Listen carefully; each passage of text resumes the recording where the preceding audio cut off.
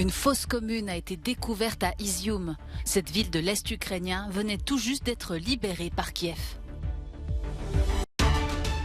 Ursula von der Leyen était en Ukraine ce jeudi. Elle y a renouvelé l'engagement de l'Europe à aider le pays aussi longtemps qu'il le faudra. Vladimir Poutine et Xi Jinping affichent leur entente à Samarcande où se tient le sommet de l'Organisation de coopération de Shanghai. La poursuite des adieux à la reine Elisabeth II, un flot incessant défile à Westminster Hall et un hommage a aussi été rendu à l'ONU. Des croix à perte de vue dans la forêt d'Izium.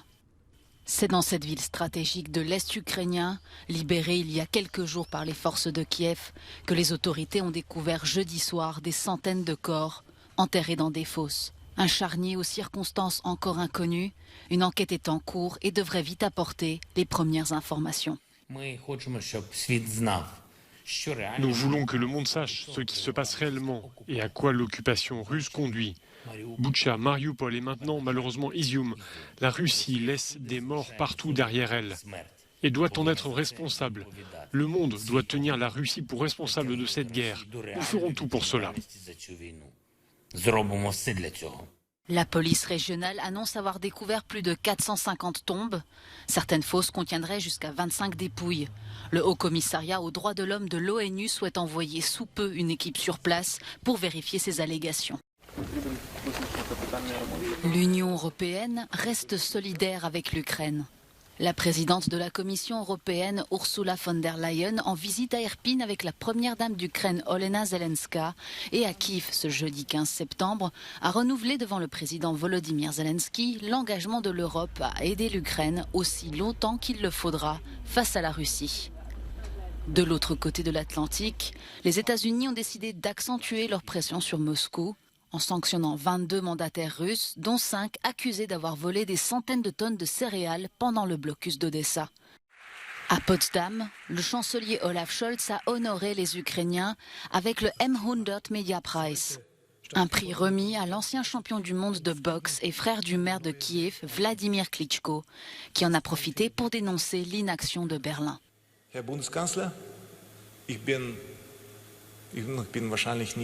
Monsieur le chancelier, je ne suis probablement pas le seul à avoir été impressionné par votre discours. Cet engagement que vous avez pris envers l'Ukraine, envers nous, je voudrais l'entendre non seulement en paroles, mais aussi le voir se concrétiser en actes. Klitschko a de nouveau appelé l'Europe à imposer des restrictions totales sur les visas pour les citoyens russes, afin qu'ils ne puissent plus voyager en Europe tant que la guerre continue. En pleine crise avec les Occidentaux, les présidents russes et chinois ont affiché leur volonté de se soutenir. Vladimir Poutine et Xi Jinping se sont rencontrés jeudi en marge du sommet de l'OCS, l'Organisation de coopération de Shanghai. L'événement se poursuit ce vendredi à Samarcande, en Ouzbékistan.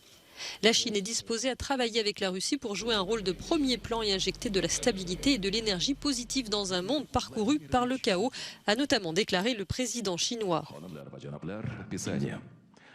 Pour Vladimir Poutine, ici aux côtés du président ouzbek, ce sommet permet de montrer que son pays n'est pas isolé malgré la guerre en Ukraine. L'OCS rassemble divers pays asiatiques dont l'Inde, le Pakistan, l'Iran, la Turquie et des pays d'Asie centrale. L'autocrate bélarusse Alexandre Loukachenko a lui aussi cherché le soutien de Xi Jinping, les deux pays s'engageant à faire évoluer leurs relations. Parmi les autres face-à-face marquants, celui du président azéri Ilham Aliyev avec le président turc Recep Tayyip Erdogan.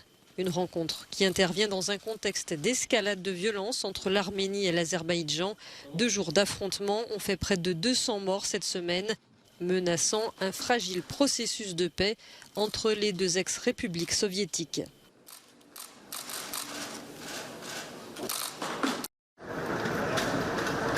Deux policiers ont été blessés à Londres ce vendredi après avoir été poignardés au couteau.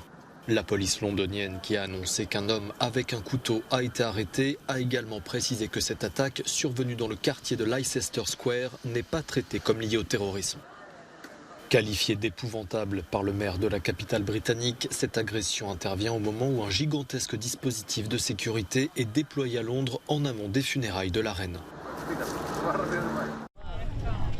Une file de 8 km de long et jusqu'à 14 heures d'attente.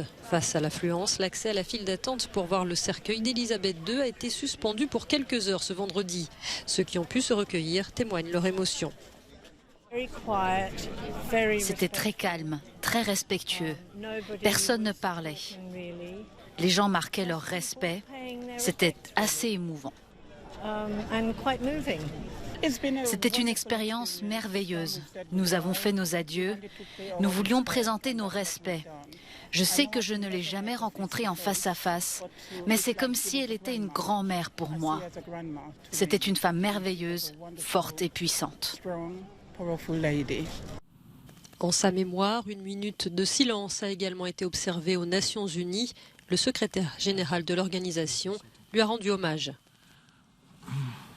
La première partie de ce règne remarquable a vu de nombreuses nations gagner leur indépendance vis-à-vis de la Grande-Bretagne et la formation du Commonwealth, un groupe divers et multilatéral. Les membres du Commonwealth sont parmi les plus ardents défenseurs des Nations Unies et nous nous recueillons avec eux également aujourd'hui. Désormais héritier du trône, le prince William s'est lui recueilli jeudi avec sa femme Kate à la résidence Sandringham. Le couple est allé à la rencontre de la foule venue les attendre.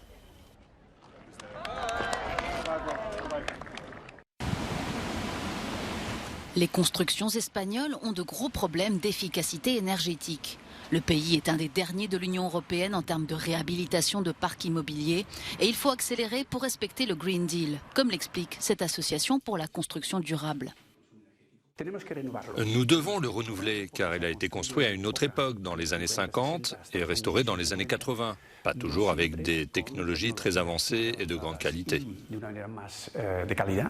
L'une des solutions, c'est d'améliorer l'efficacité des bâtiments résidentiels. Cette construction est la première en Espagne avec la certification énergétique maximale. En plus des panneaux photovoltaïques, elle a d'autres atouts. Elle aura un degré d'isolation élevé, une réduction absolue des ponts thermiques, des fenêtres à haut rendement. En plus, nous recherchons une étanchéité absolue des espaces de vie intérieurs. Le gouvernement espagnol a proposé de rénover plus d'un demi-million de logements d'ici 2026 sur un total de 25 millions dans le pays. Mais il est aussi nécessaire d'améliorer l'efficacité des bâtiments non résidentiels. Air Limpio propose depuis 2 décennies des solutions basées sur des filtres qui réduisent la consommation ou des programmes informatiques qui contrôlent la consommation d'énergie. En fonction de cette oscillation de la qualité de l'air et de l'occupation, vous envoyez la bonne ventilation à tout moment, donc les économies sont considérables. L'Espagne a budgétisé 6,8 milliards d'euros du fonds Next Generation de l'Union européenne pour la rénovation des bâtiments. Mais la réalisation de cet objectif dépend d'autres facteurs. Pour le moment, nous avons des réglementations, des financements de l'Europe, donc ces 2 leviers sont en place. Maintenant, il faut créer une demande en très peu de temps. Beaucoup de gens qui veulent réhabiliter leur logement pour avoir le 3e levier. Ces aides de l'Union européenne sont cependant disponibles à certaines conditions. La réduction de la dépendance aux sources d'énergie non renouvelables ou la bonne gestion des déchets.